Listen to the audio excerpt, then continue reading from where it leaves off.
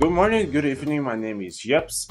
The video today is going to be more different than usual because Dengeki themselves have showcased an almost 1 hour video of Sky the First on the PS5, and we're going to do an analysis bit by bit to what have we gotten so far. If you like this kind of idea, I would appreciate if you give a like and subscribe, it will help me a ton. So let's get into it. One thing that the beginning of the video shows it is the game doesn't have seamless interiors like Daybreak. Meaning, if you get into a shop or ornament, or get into a big building, you will have a loading screen, but everything outside of it will be seamless, like leaving a major location to a field to another major location won't have a loading screen going on. I don't know the reasoning, but it's probably because the original game was not designed that way, or because it would be too much of a trouble for the Switch one to handle all of it. The loading screen of the game has achievement models walking from the original game, so it's a nice addition for those who have played the OG. Going for the gameplay side, there's a chance that it's a very close build to the final one, so we'll be bound to have some change. But the game doesn't have a stun screen appearing on the screen, but the parameters will say it that the enemy is stunned.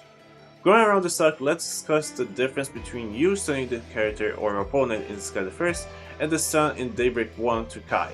In Sky the First, when you stun a mob, you can choose whenever, being a follow-up of a character, 2 characters attacking at the same time, and lastly, the all-out attack with 4 different characters in your party. It's a good way to make the combat more engaging depending on how many points you have available.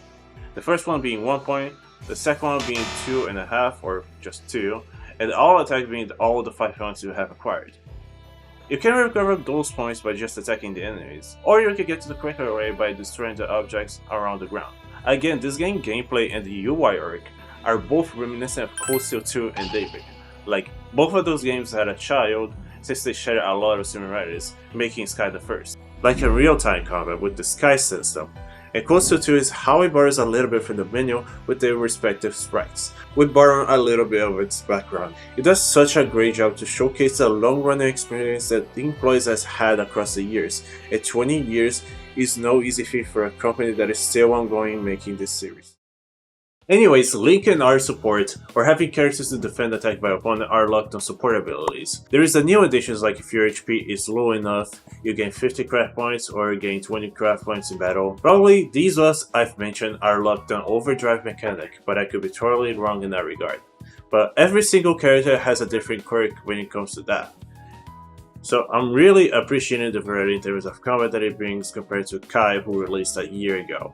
It gives a great and needed fresh air for the people who are caught up. While the S-Craft animations are really good and set the bar for the upcoming ones, if you clear with the S-Craft, you have a follow-up chance. And the chances I've mentioned that far back. And mention about the S-Crafts, the game nerfs a little bit if you play the new ones. Meaning, if you use the S-Craft in Kai or Daybreak, you use half of it, not 200. In Sky the First, you use all of it. If you have 120, 140, 160, it will drain to 0. Going to the art, every single art from the game, or it seems like, has been worked from the ground up. Although the idea is still the same, the presentation for each one has increased to an insane amount of care. Sky the First finally brings a chess monster who has been forgotten since Cold Steel 2. In many it works the same with a new animation whenever you find one. I'm almost sure the game does not have chess messages, but I would generally be surprised if it has one in the final version of the game. Going through the second and last part of the gameplay, you can tell the size of the field has increased to an enormous amount compared to the cover games. It does reminisce a little bit of the size of the first Daybreak build back in 2021 in the Crowd Village. I think they took the feedback while removing the final version of the game, and I mean on Daybreak, and thought of ways to apply in a new game or the remake we see right now. And it does work really well, and how it captures the feeling of a new adventure with the Skycast. And also, to a surprise of no one, the game has server mode or high speed mode, whatever you call it. So if you feel like it's taking too long or you just want to beat a mob or a boss quicker than the usual, you can just use the high speed mode. Lastly, it showcases one of probably many original side quests that Falcom has mentioned about it. And ever since Analyst had a crafter cell in one of the main towns of the game, probably Bose, I was seriously doubted they would make her as a party member and be a guest member instead. And that's what happened.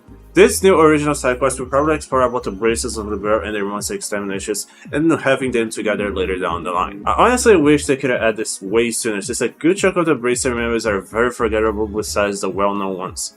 SIDEQUESTS has also active voices in the battle, but in the battle, the sprites of each character that are talking does not show up, only the text. But in field or town, it will have the sprites.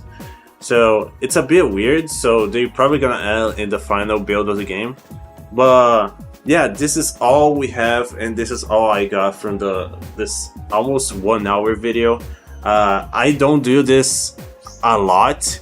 I don't used to talk that much, but I hope you guys enjoyed the video. Let me know if you guys like this kind of analysis for like 15 minutes or so. Just cut down like pretty much like almost everything and just get the important stuff. But yeah, give it a like, subscribe, it will help me a ton. And yeah, I hope you guys liked the video. Next video is probably gonna be the opening, so I'm very excited to see how they're gonna adapt in 3D. But then again, I'll see you guys in the next video, and bye.